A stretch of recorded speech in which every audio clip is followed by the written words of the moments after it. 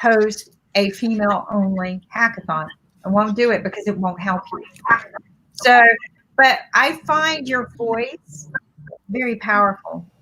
And I think if you want to make the changes, because you just saw how engaging this conversation became, right? It's a needed engagement. Nick. I'm late to the party, baby. Kaitara, how you doing? Where are you from? I'm late to the party. Sorry, I had another meeting and Hi. So Nick is our senior executive producer, the one that I told you would make a great book interviewer. Oh, wow, you got to be kidding me. My name is Nick. Some people call me Pain in the Nick, but whatever. So, Kaitara, where are you from? I got to ask all the questions. Where are you from? Kaitara. Kaitara, where are you from? Yes, I'm from Rochester, New York. Rochester, New York, right down the street from David K. Johnson, right? Yeah, so you know him, huh? Hey, you say hello to David, baby, right? He's Pulitzer Prize winner and New York Times bestseller, David K. Johnson. He's your neighbor. So editor. She's an editor, professional editor, so she needs to get to know David. Oh, you really? Seriously, is that what you do? You edit people's work? Okay. That's my business. Love for words. We're absolutely horrible at that. Are you like an English major that the gerunds and the pronouns need to go together and all that stuff? Is that what you do? Oh, Lord, I hate that. I butcher the English. Listen, I butcher the English language, okay? And so Kim and I are from the South. We don't speak English. We speak Southern, and we butcher the English language. So you give me a letter, I can just tear it a pieces or stuff like that. Yeah. So do you have I used to live in Savannah, Georgia. Oh, Savannah, Georgia. Okay, so I do. Editor Knows Best podcast. Okay. Yes, right. I lived there for 3 years. Yeah, there we go. So you can speak some Southern. You can have fried chicken and you can have fried Twinkies. We have fried Twinkies here in Raleigh. I don't know if you have fried Twinkies in Hong Kong. And they don't have fried Twinkies in India. We have fried Twinkies here in Raleigh, Durham. Oh, do you have a podcast? Okay. Yes, Editor Knows Best is my podcast. It's on Anchor FM. Anchor. You're kidding me. Editor Knows Best. Anchor.fm. Editor Knows Best. So I interview local, national, and international authors. Really? And I also talk about different editing. You interview authors? You interview authors? Like people write books? Yes. Okay, because in our business plan, see, IBM TV has this huge business plan to take over the world. We already took over India. Ankit's over there. He has 1.3 billion followers. Okay, that's in billion. You don't even have a billion people in America. So we have this ambitious to take over the world. We've already run our numbers. There's 4.3 billion people who actually subscribe to the internet. So we have our little creepy crawlers going through the internet, grabbing their emails, doing things that Facebook would wish they could do, but they're being watched too carefully.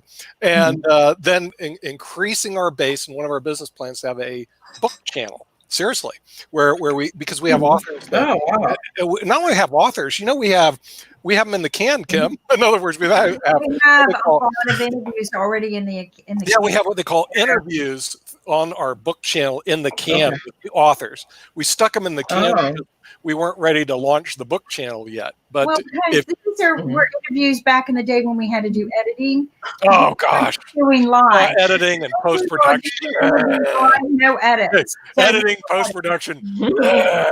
Okay, so the thing is, when the live stream platform took off, bingo baby, we could do a lot of things here with live stream, things that podcasters can't do. For example, I can show you live on camera, and you can't do this for podcasts. You can't show anything because all I can do is hear your voice. And I watch NPR. So I can show you how you can cure coronavirus right now. You guys won't even know. Here it is.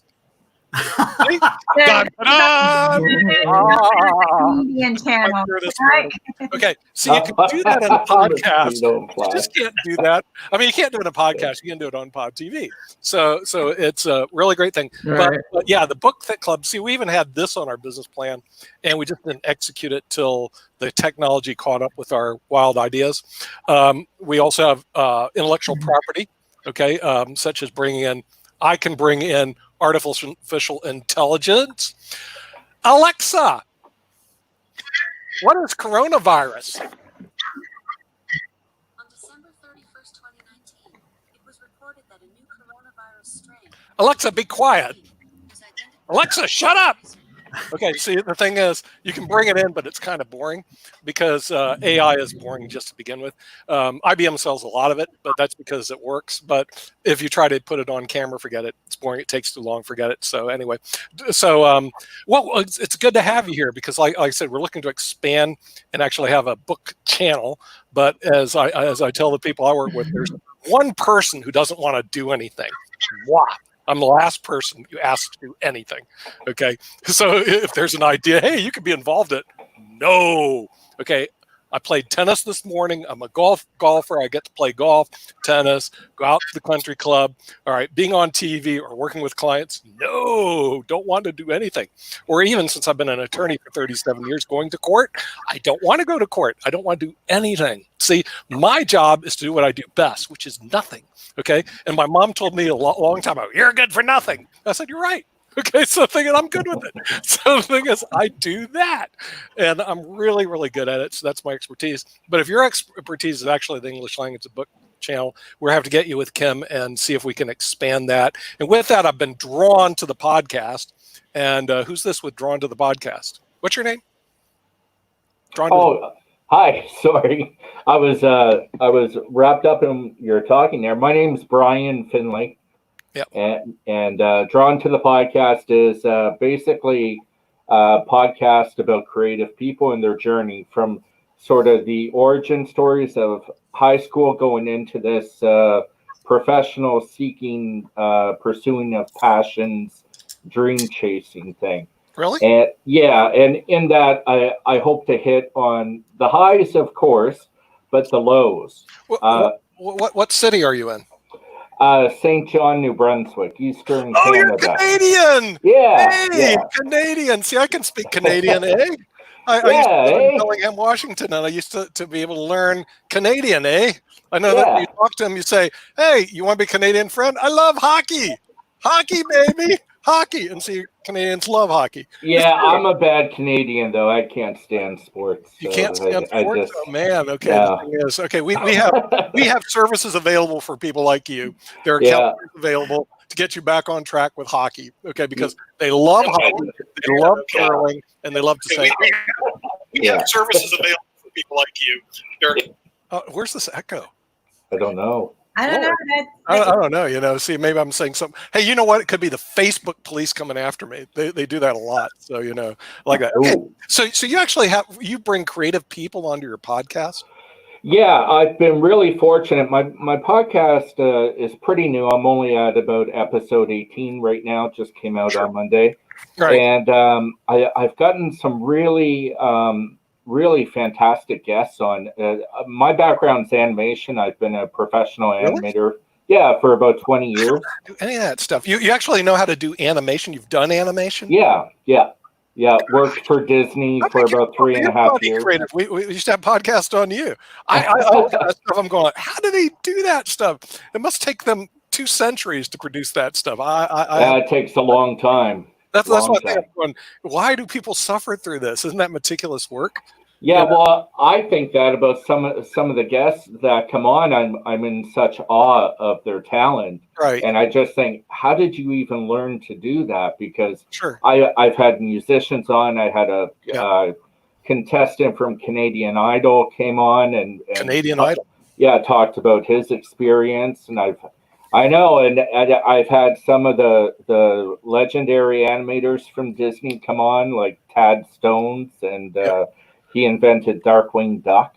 Do they feel sorry for you because you're from New Brunswick? Is that how you got? Well, Tad made fun of my accent, which was funny. But are you originally from New Brunswick? I am. Yeah. Seriously? Wow. Yeah. I always think about going up there, but I make it as far as Quebec, then I turn around and go back home. You know? A lot of people come up for the fishing and the hunting. Yeah. So it's been on my goals to go up there, but then I hear it's supposed to be cold and windy, and who would live there? Not suitable for man or beast. So what happens is everybody moved inland, but they said there's still people who live there. I said, is this really suitable for man or beast? Yeah, a lot of beast, but not many men. But you're in St. John's. We're Port City, so the cruise ships stop here all through the summer. Look, I've flown over it. That's the last place you ditch your plane before you hit the Atlantic. I understand. Yeah. So, no, seriously, if you're flying across the Atlantic, for those people who don't know, okay, the pilots look, okay, there's St. John's. Look, if everything's go, we're going across the pond now, baby. And if everything's not, this is the last chance to ditch the plane. Yeah. Well, don't get it confused with St. John's with an S. That's in Newfoundland. St. John, no S, is in New Brunswick, Canada. You're kidding me. Happens all the time. Oh, so you aren't the last post. No, we're like second last, maybe. Second last. Yeah.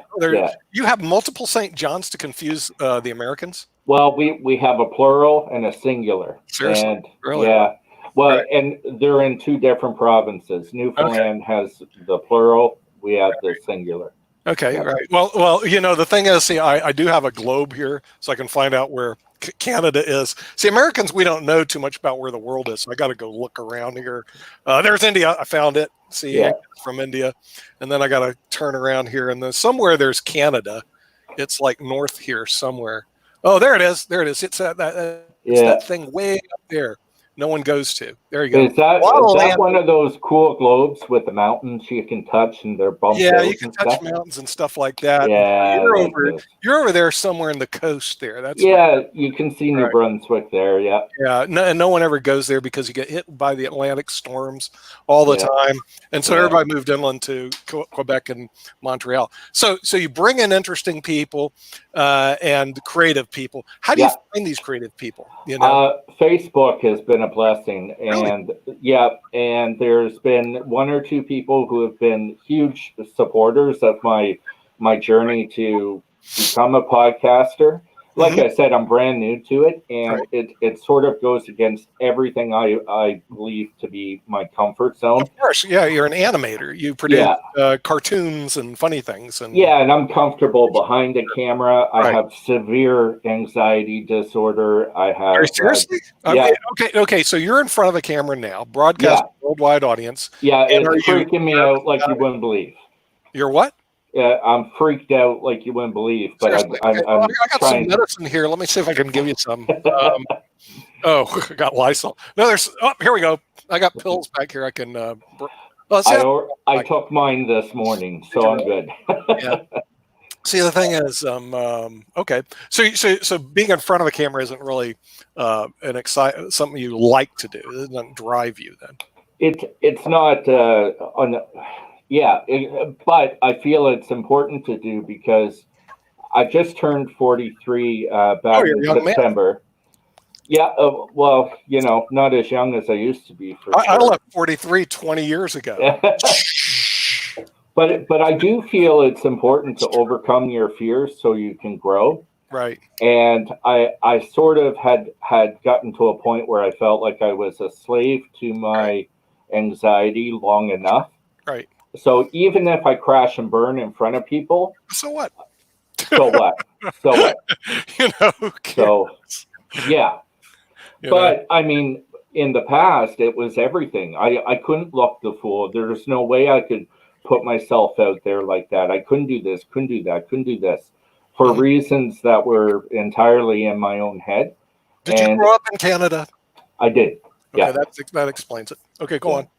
Yeah, so I just had enough of that, and so what I have discovered is many creative people share that same thing. That's the thing that shocks me, that Barbara Streisand really hates to get in front of people. I mean, it's like something she just, I don't want to do that.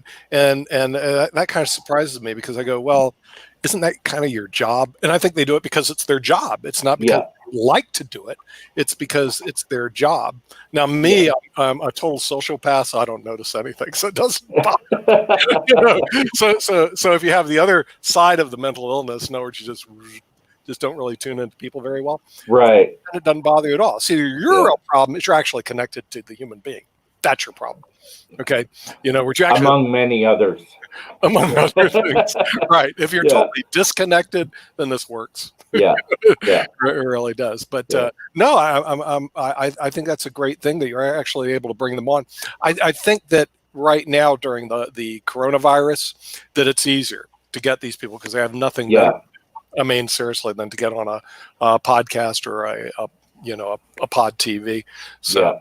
And I'm totally interested in the podcast community. I'm trying to bring the community on our TV show. Frankly, a lot of it I'm learning about because they talk about you got to use certain mics, you got to use certain cameras, you got to do this distribution system. I go, I don't know anything about that stuff. Well, and you also need a very, very stable interconnect to the internet. So whether it be Wi-Fi or if you have an old enough computer or lucky enough to still have the old Ethernet cable that you can plug straight into your routers, if the routers still have that kind of connection, a hard connection, which you would rarely drop. Very, very rarely would you ever drop. But they got rid of all of that. Everything is Wi-Fi and USB, like Bluetooth, Wi-Fi, USB. And so it's very, very hard to get that hard connection. But if you can get the hard connection, you can definitely have a very stable TV show or podcast. But what I want to tell you is we've started Pod TV. That's what we've got going on. It's interesting to me because a few people who are now doing their own Pod TV shows with us, they go, Nick and Kim started Pod TV. I don't know quite if we started it, but we did come up with a concept over a year ago. Nick and I were, Nick more so than I came up with the name, but he kind of like said, yeah, let's get this going. And so we were kind of preparing for this, I think, this moment of when we're all locked down and we can do our interviews from anywhere to anywhere, beam in, beam out. But I have a question for you because you said the words that I always dreamed about, which is you worked for Disney. Wow. Oh, yeah. Share with us your Disney experience. Where did Nick go? Nick dove off. Okay. I must have scared him away. He beams in and out. So Okay. he beams. This is Nick Palaveda. He is the founder. We're both founders of IBM TV, but this is what's great about him. You just never know. Cool. But share your experience with Disney, because as a little girl, so I used to draw all the time. I could draw every one of the Disney characters when I was little, every one of them perfectly. And that was my dream, but I had to get into reality and go to work. So tell me. Well, basically, my journey to Disney kind of came as it was a wedding gift to my sister. I know that sounds weird, but my family and I were living in the country, and times were very tough. And I was actually at the point where I was ready to abandon animation for a more steady career path. And my sister called me up one day, and she was upset that I couldn't fly out for her wedding. But she said she lived in Kelowna, BC, in Canada, and in that same town, Disney had an office for the Club Penguin intellectual property. It was a video game worldwide, big hit worldwide, and their office was there. And she said they're hiring right now, and I said my portfolio is nowhere. It's not Disney ready. I would need to spend 2 years. And she said, listen, I know you're broke. You can't fly out. You can't give me a wedding gift. If you apply, that'll be my wedding gift, and I won't bother you about it again. So I did it strictly to shut her up. That was it. That was it. We're siblings and we bug each other and we get on each other's nerves. So I went online, I filled out the Disney profile thing, put my resume up, linked to my portfolio, and thought, there, I've shut her up. I won't need to hear from her again on this subject. And then I ended up getting a call from the recruiter in a matter of days. And I thought I was kind of being punked in a way. I thought it was like a spammy type email, like the Prince in Nigeria type thing, Yeah. So I ran it by my wife, and I'm like, listen, does this seem legitimate to you? And she said, yeah, I would reply. So I did. And that began an 8-week process of drawing tests, interviews. They flew me out to BC for 2 days to interview me in person.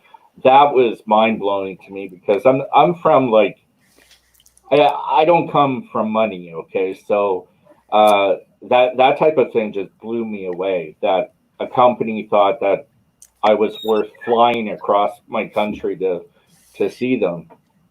And throughout the 8-week period, the short list of people applying for the one position, there was only one, got whittled down further and further, and we would each get an update. It was just like American Idol. I called it American Idol for animators because every week there was this, you made it to the next round type thing. And ultimately, they offered me the position, and that began 3.5 years of paradise in terms of career. It was amazing.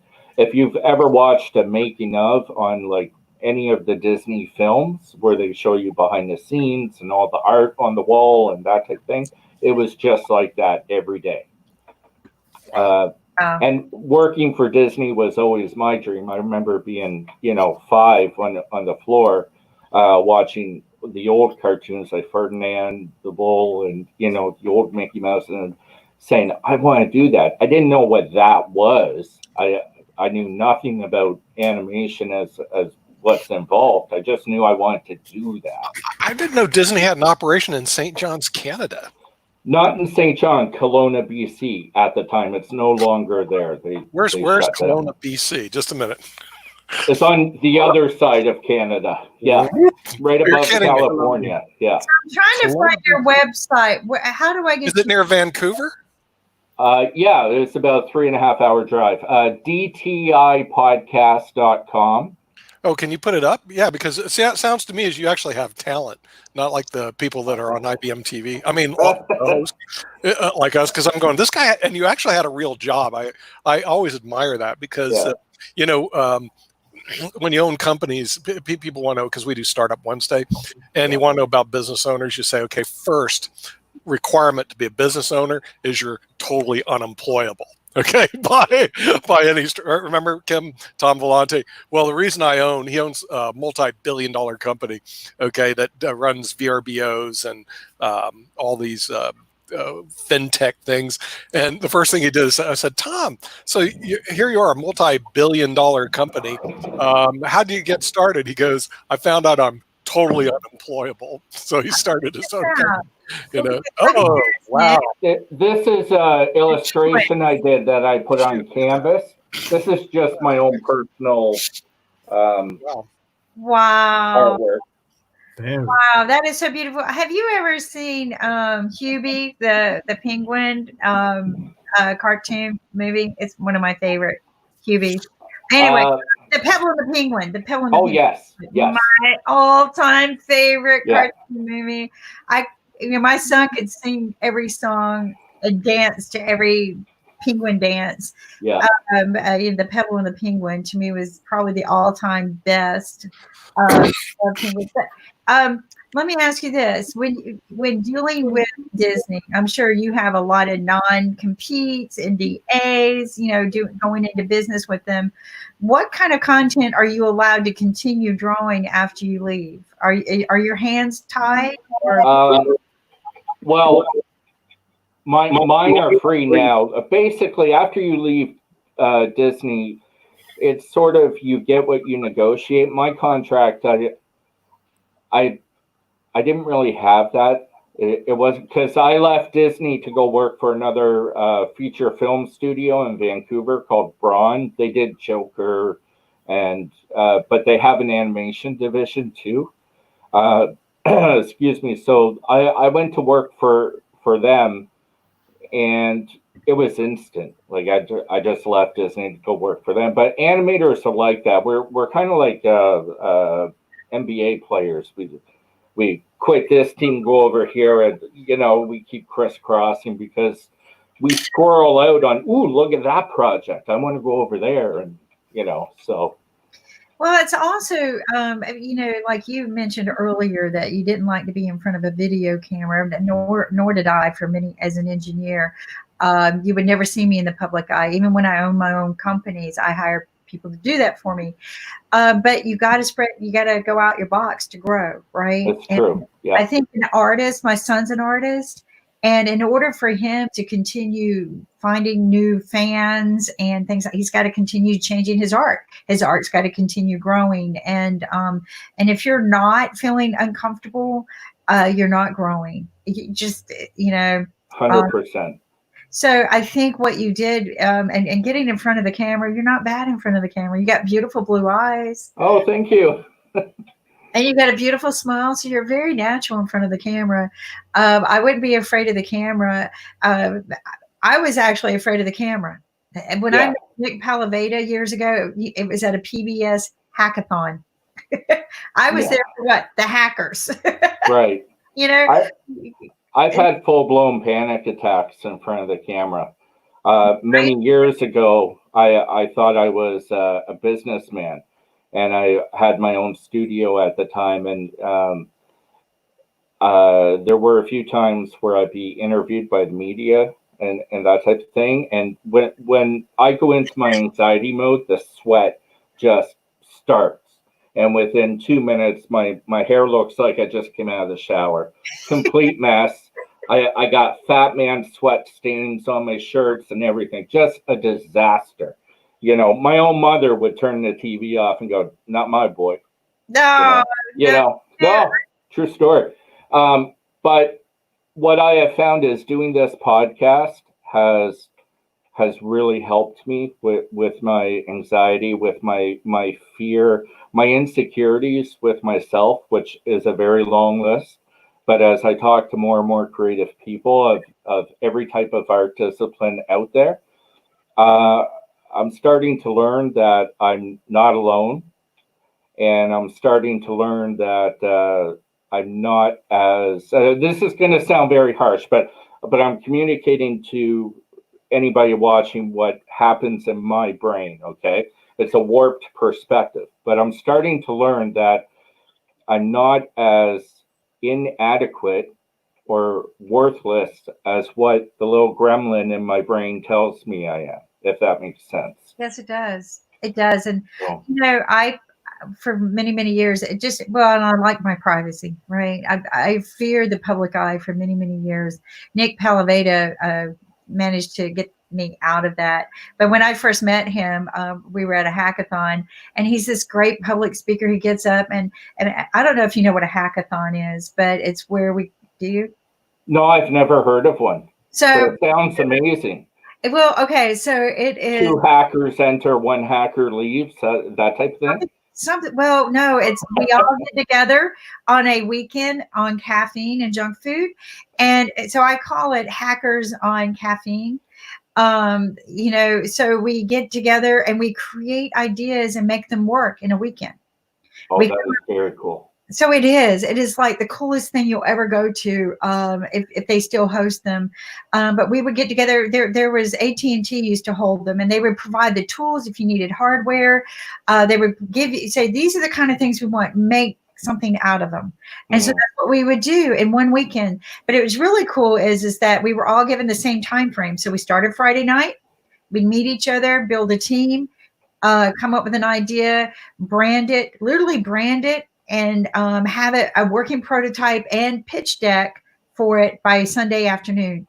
So Sunday afternoon, pins down, everybody pins down, so we all had equal time, and then we each had to get up and pitch it. So there was no more working on your idea. You could not cheat. And then and again, you're asking hackers to get up on stage and talk. So this was to teach them how to get up and pitch their ideas. Sure. Yeah. So there's a reason behind this. Yeah. So, but also companies like AT&T, they got more uses out of ideas and products that they came up with, right? So it was a win-win. But PBS was holding one, and I was very, very curious. And at the time, I owned a company that I was launching. I was looking for talent. So that's what I would do, is go to look for my talent. Mm-hmm. And there was Nick Palaveda, and he had this great idea. He wanted to teach the world financial literacy in a fun way, because financial literacy is boring. And if you see Nick, you see how fun. So important, though. Yeah. Well, because the greatest gap between sustainability and poverty is financial literacy, period. So he wanted to make it fun, because it is freaking boring. And I know it is, because I do my own finances. I do my own bookkeeping, and I hate it. And in any chance I can get somebody else to do that for me, I will, but I'm still going to stay on top of it. I put myself through college as a bookkeeper. So wow. It is boring. And, I became an engineer, but it's math, right? To me, it was all math. And it made more sense to become an engineer than an accountant, because graduating from as an accountant as a female, I would make maybe $30,000 a year. Graduating as an engineer, I could make $80,000 a year. So, right. The same amount of education, it was math and application and science versus just doing math and accounting, which was boring. So of course, but Nick was like, and I was like, well, I'm going to sit at his table. Well, nobody went to his table. They all wanted to do music, games, something goofy, fun. Yeah. And so Nick pitched. I think there were 30 people there, and we came in 5th, which isn't bad. But nobody wanted that fun, the boring financial literacy thing. Nick had this idea, though, that he wanted to do a TV show.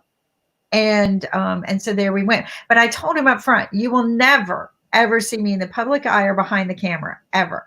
I know I did, didn't I? You will never see me there. So Nick and I became friends, and he famous last words. Right. Right. So Nick and I became friends, and over the summer he would invite me to really cool. I invited you to come into our first filming at Campbell University Law School, where I taught. Dangled a carrot. I dangled the carrot. Right. Well, the thing is, we lined up all those famous people, and I was going, we need another panelist. And I remember Kim, well, she was into the financial fitness. They call it financial literacy and stuff. So I thought, well, maybe she'd show up. And she did something that's very important that most of the people who succeed do, and the failures don't: show up. Okay, I'm serious. The thing is, like, when the door is open, walk through it. Okay, you know what I mean? Yeah. Rather than go, well, I'm not sure if we're gonna do this. So she showed up, and we filmed our first series there. Since then, we filmed with PBS in Las Vegas. We filmed the Federal Reserve in Chicago. We filmed PBS in San Diego. We filmed again at Campbell Law School, and we put this whole series called Money Masters together, which shows on IBM TV. Now we created problem number 2: distribution. Right. In other words, okay, you got, and it's not like we had slouch people that were on our show. We had John Fanning, the founder of Napster, who even today, it's the only interview he's ever granted. John Scully, the former CEO of Apple Computer, who runs on IBM TV now, one of our interviews. Alan Trefler, multi-billionaire. From software. Founder of Pegasystems. I mean, we had some great interviews, but here's the problem with PBS. Well, we buy all our content through the BBC. You have to get on Common Carriage. That'll be a couple of years from now. You got to develop 13 shows. Then you have to go to 340 stations because they're really independently operated. And knock on their doors, see if they'll take it. And the next century you might get on.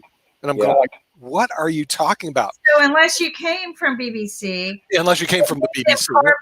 Right, so or ABT. In other words, here's what if they want to be honest, they should say, look, even though we're a not-for-profit, even though our mission is to serve underserved communities, forget it. Okay, our job at PBS is to buy product through BBC and other people produce it, throw it on PBS and ask for donors.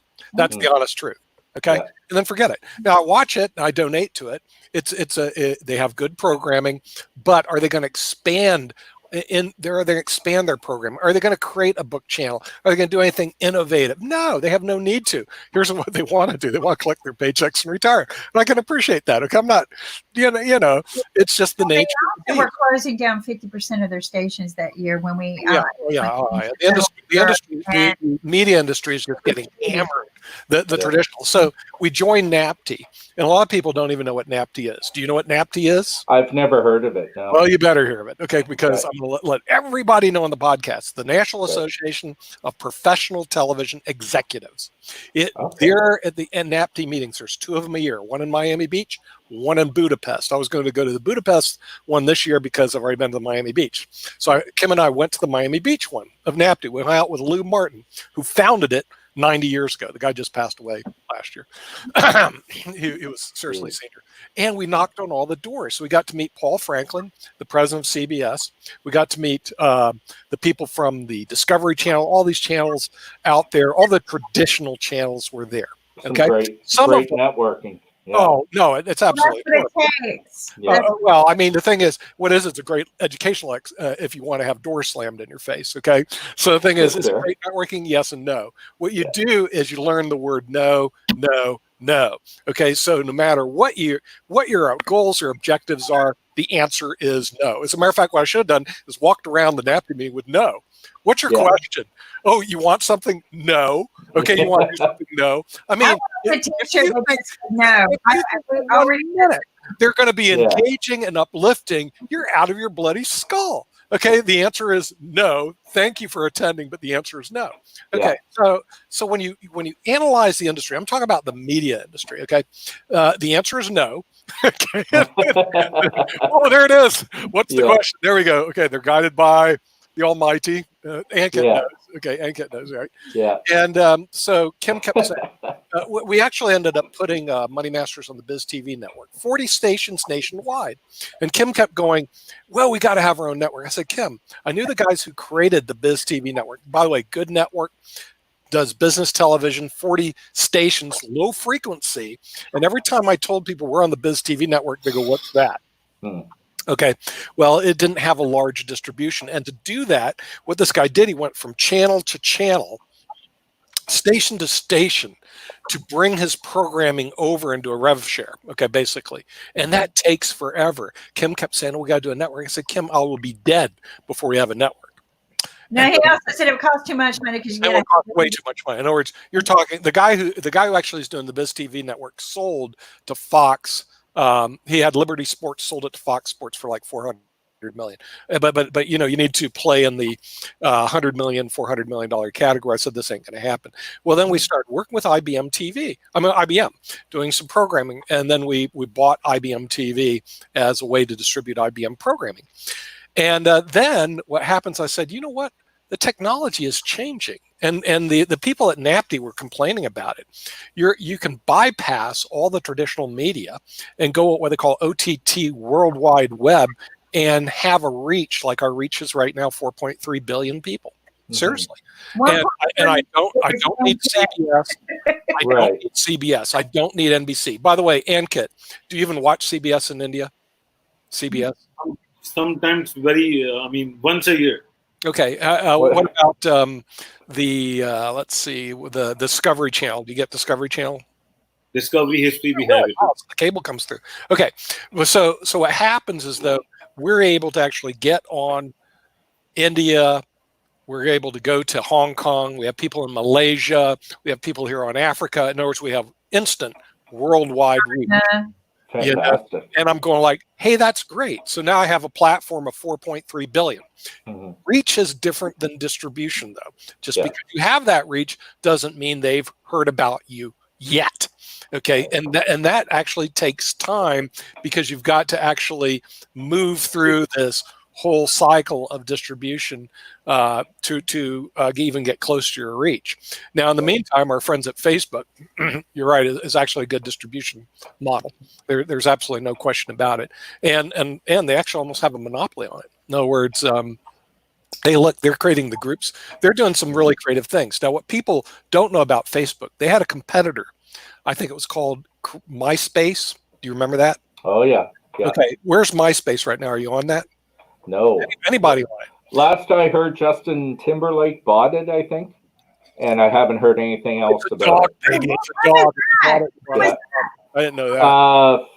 I'm gonna say, I think a couple of years back. I think. Right. Really? I didn't know that. It's a dog. But really, here's what happened with MySpace. It was purchased by Rupert Murdoch and Wall Street Journal. Okay, and it was purchased by corporate America. All right.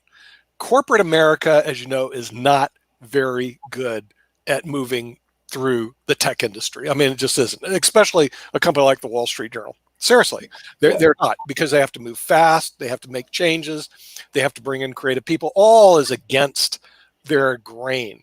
So what happened is Rupert Murdoch bought it for the Wall Street Journal through his company, the Wall Street Journal. They owned it, but had no clue what they were doing, and they basically trashed the whole thing. They had the big lead, and they lost it.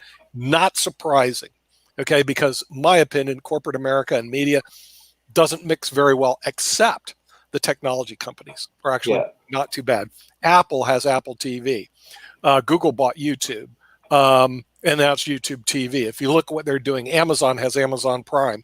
Okay, they're moving into the media fairly successfully, I would say, because what they said was media is basically digitized today.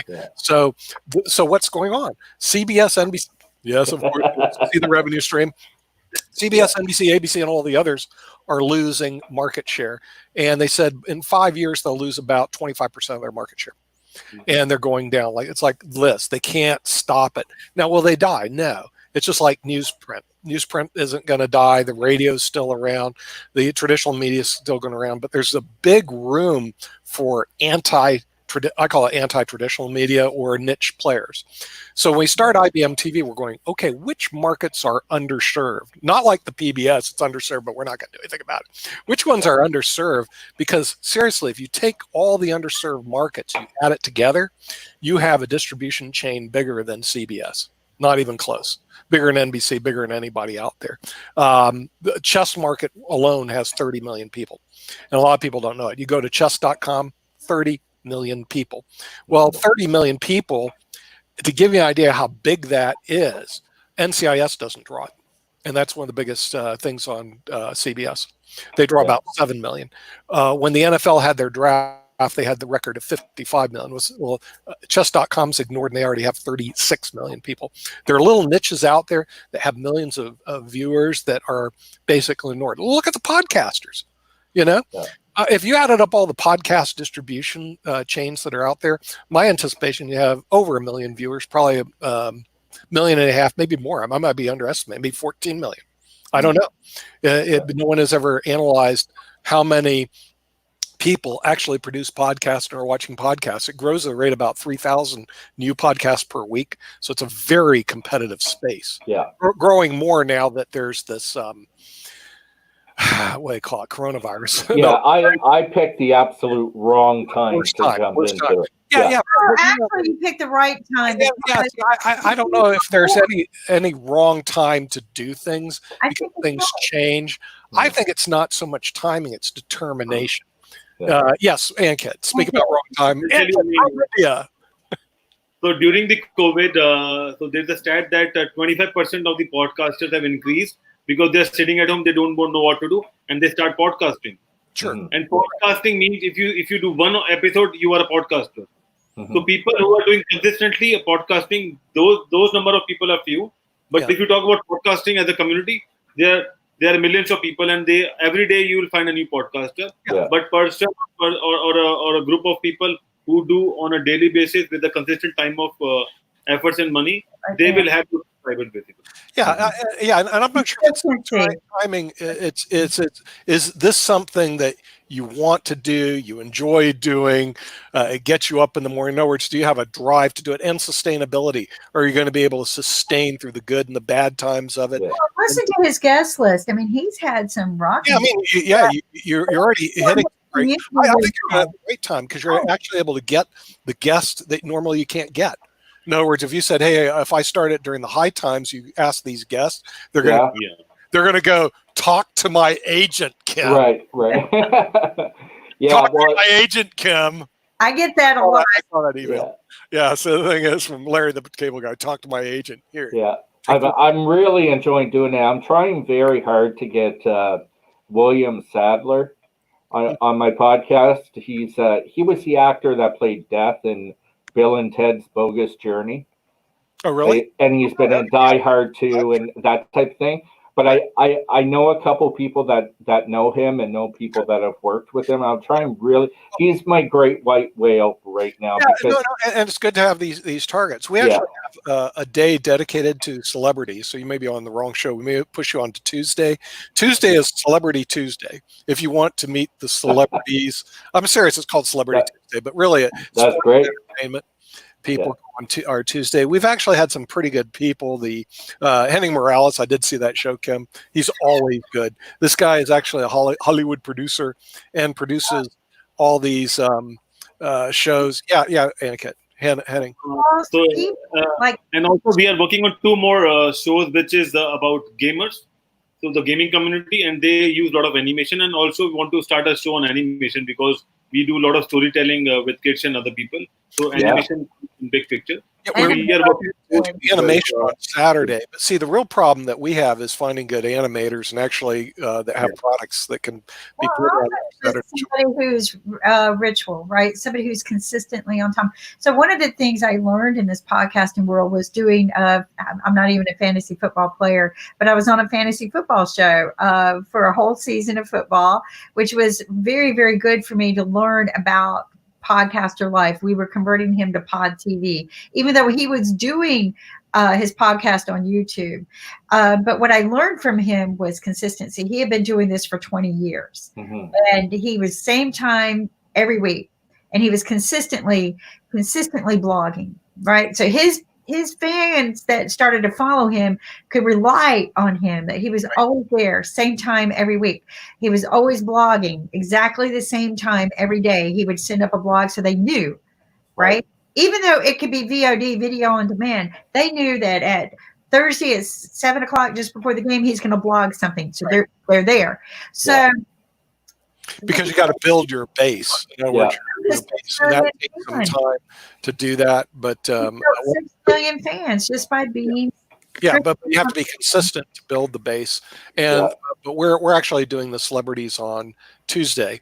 If you want to join us, what's his name? Absolutely. Ankit will send you the invite. I'm happy to. So I'll have to make sure Ankit gets that notice. Oh yeah, Ankit just beat me up.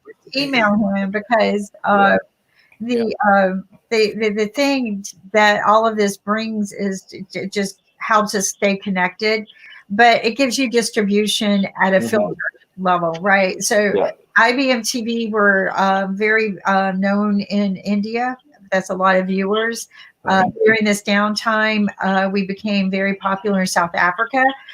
We have a show that comes out of South Africa right now. Our show, it's a musical show that's got a good following out of South Africa. We have 2 musicals from South Africa now, too. We have 2 shows now going to South Africa? Yeah, we've got Alexander May. I'll watch that one. What else? And then Grant Edmonds.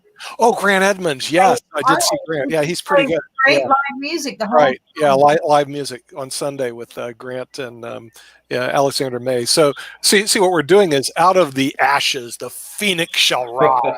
That's one of my favorite metaphors. It is true. I overuse it. Of course it is. Yeah.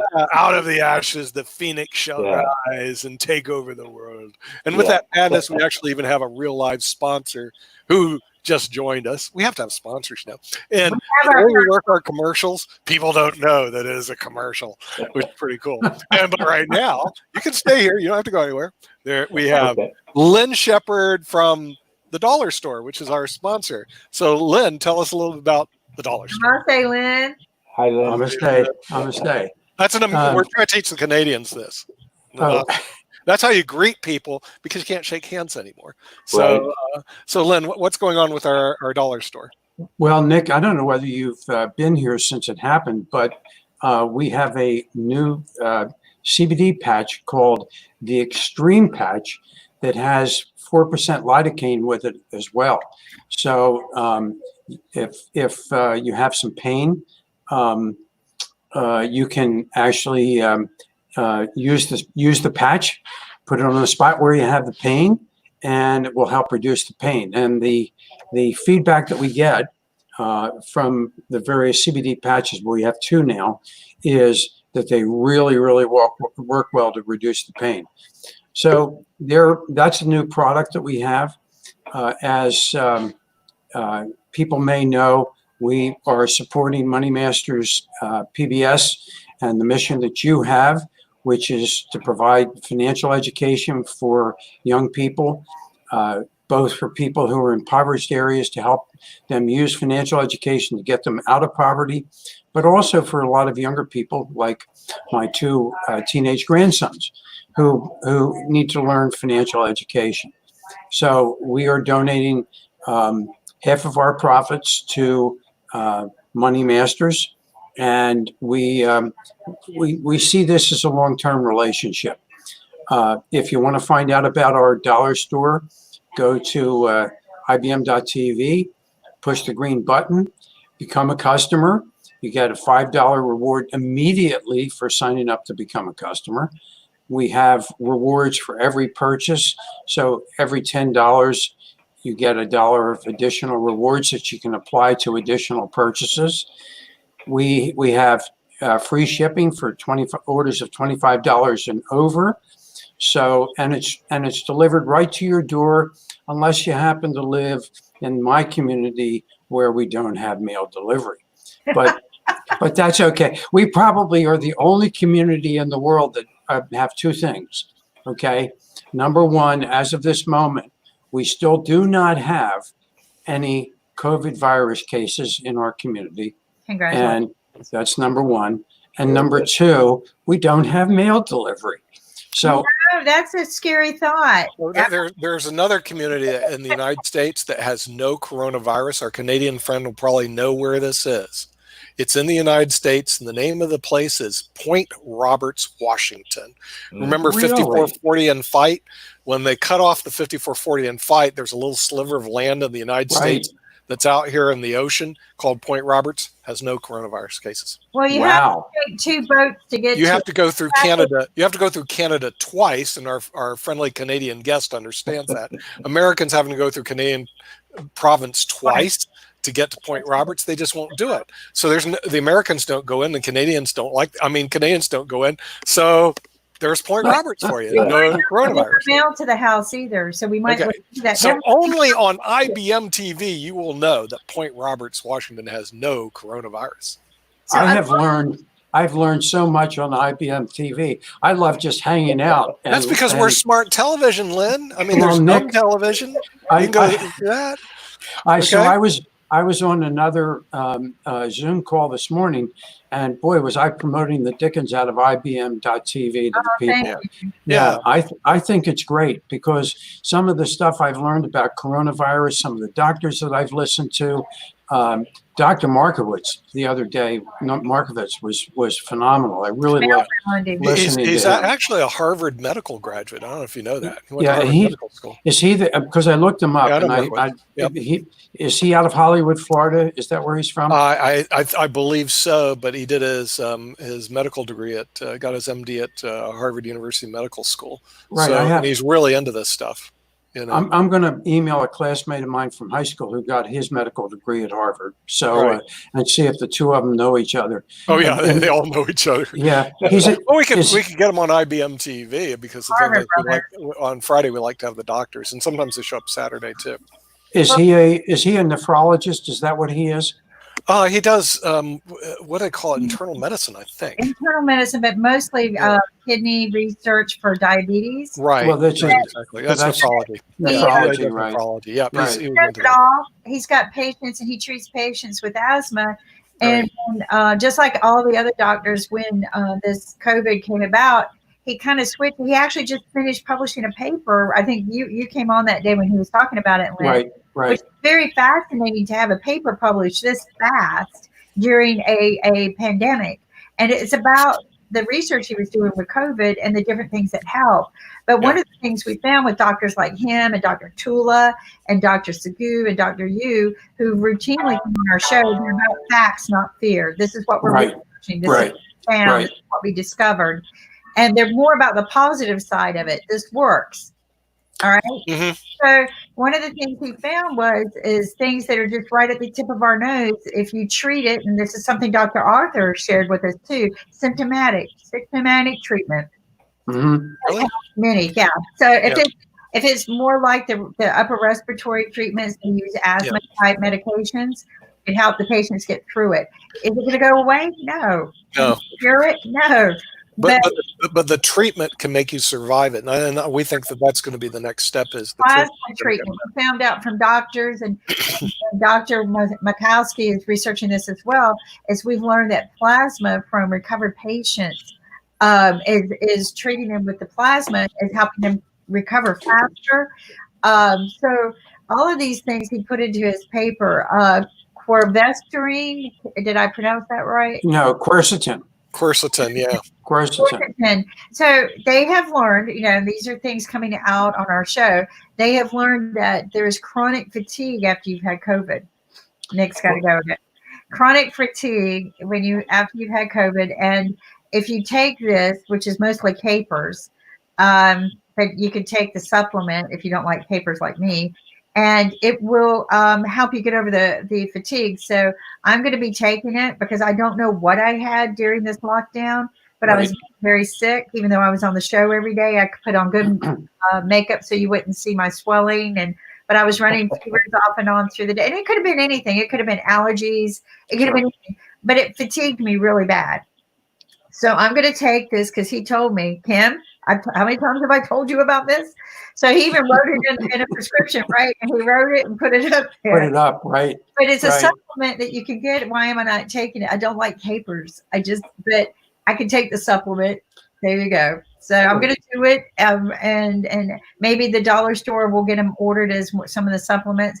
But I think he's right. I don't think he would have published a paper if it wasn't working. So these are good things to know. These are healthy things to know. Every one of our doctors said, build your immunity, get sunshine as much, not overexposure where you get skin cancer, but get a lot of sunshine. Dr. Art hasn't been getting new PPE equipment. So, the things that he needs as a frontline doctor.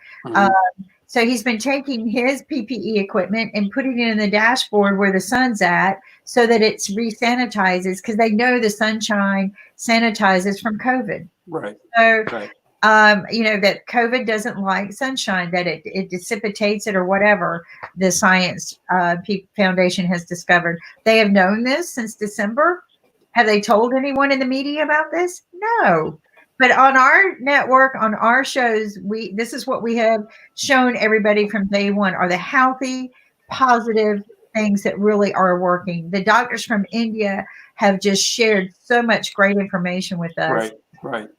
I was telling the people that this morning. I said, there's a lot of misinformation in the media, and of course, all of the politicians have their particular position that they want to defend, which may or may not be what the real story is. Exactly. So what I told the people is listen to IBM.TV because you're going to get doctors who get on and other professionals who will just simply tell it to you like it is. And that's I really appreciate it. That's sort of why sometimes I'm finished talking about the dollar store. And hoping that a lot of people push the big green button. But look at that. We have toilet paper. We're soon supposed to get our masks back. I ordered them for myself the week that they ran out of stock. But we have other great things. We have a lot of cosmetics. Oh, and we have this wonderful thing, and I've forgotten about it until now. Minion napkins. Oh yeah, we can't forget that. I'll pull it up in just a minute, but I want to show our guest Brian how easy it is. You go to IBM.TV, you click on the green button, and it takes you straight to our sponsors. Terrific. But what's great about this is that Money Masters, what Nick and I always talk about, we teach financial fitness, and so part of financial fitness skills is spending less, earning more, and saving in between, right? Investing and saving. Yeah. So dollar store, I'm a big fan of it. I don't care if I'm making millions of dollars. I'm going to shop at the dollar store because I get the same products that you can get just about anywhere else for a fraction of the cost. Yeah. Online dollar store, it's great. I've got 4 kids, so dollar store is one of our go-tos. So, it's fun. It's fantastic to put a face to the store. I've spent so many of my paychecks in. Well, this is different. This is not brick and mortar. Family store. I see. This is all online. All online. Oh, And that's even better. I hate going out. Right. But so here's the problem. Family. It's the Shepherd's Family Dollar Store. They own the franchise. So it's Shepherd's Family Dollar Store. You go online there's, they got the toilet papers. They've got, They've got many different things. A lot of times they'll have the masks, but if they don't have it, they're not going to share it. When they get it in, get it. But they've got toys if you got children. They've got school supplies. The other cool thing is, and you're probably not into this, but maybe your wife, is if there's a baby shower coming up, right? Mm-hmm. So right now we're not getting together a lot, but you can order all the stuff from here and ship it, and their baby supplies are all your top line baby supplies. That's fantastic.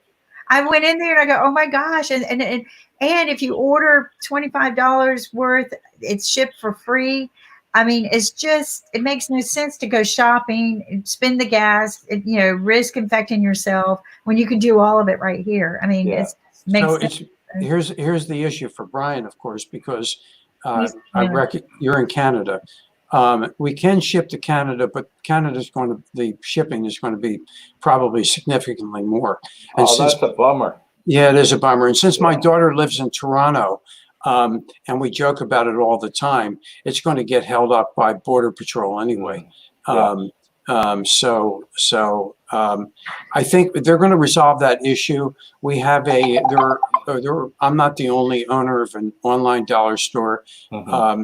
So we have meetings every Monday night, and I'll bring the subject up this coming Monday to see what we're doing about Canada, because I think Canada, there's been a big demand for Canada. Oh, definitely. So, and there is in India, and I know that problem is going to be solved. So Ann could just stay tight. We're gonna get you set up in India, because that conversation's already underway. Yeah. So awesome. Also, like if you've got a mom or a family member that needs things, you can order them and have them shipped, right? Mm-hmm. Or if you just know somebody who needs things and they're broke, you can send them a little, or send somebody a happy gift, right? Yeah. Again, it's very inexpensive compared to going out and shopping and spending the day. And I'm like you, I just don't like to go shopping. So how about that product? And I can never remember the name, and I apologize, but it's one of the beauty products that you use to put on your face to get rid of wrinkles. Genesis. And we sell it for, what is it, $4.99, and Amazon sells it for $67 plus $4 of shipping.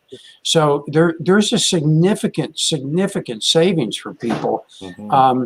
And why not save? Have it shipped to your front door. And anyway, what happened to Nick? Did he get fatigued from the coronavirus? He keeps in and out. I think, Thursdays he wakes up, he plays tennis. He's very, very busy. He's keeping to his schedule.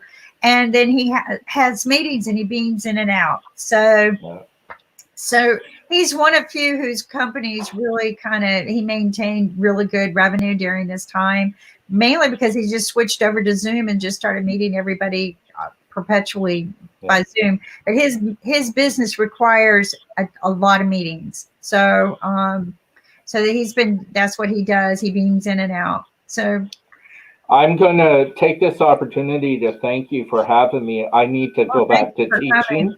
I teach 3D animation as well, so I have to return now to my teaching duties from home. Can we find you? Oh, okay. So you teach from home. Can people, if they want to hire you, can they find you on your website? They can go to dtipodcast.com. I've got links to social media, YouTube. I teach through Eastern College. So I'm under contract with them for teaching. So if they want to sign up for the course, they can reach out to Eastern College. But yeah, other than that, I can't thank you guys enough, and I'll follow up with Ankit. Please do. Yeah. So, and it's great to meet you, Lynn. Nice to meet you, Brian. Where are you located? St. John, New Brunswick, Eastern Canada. Yep. I know where it is. Yep. So yeah, but cheers. Thank you, Brian. Thank you for joining us. All right, thank you for having me. Stay safe. Like to again, we'll discuss all offline what are the possibilities to collaborate on new shows.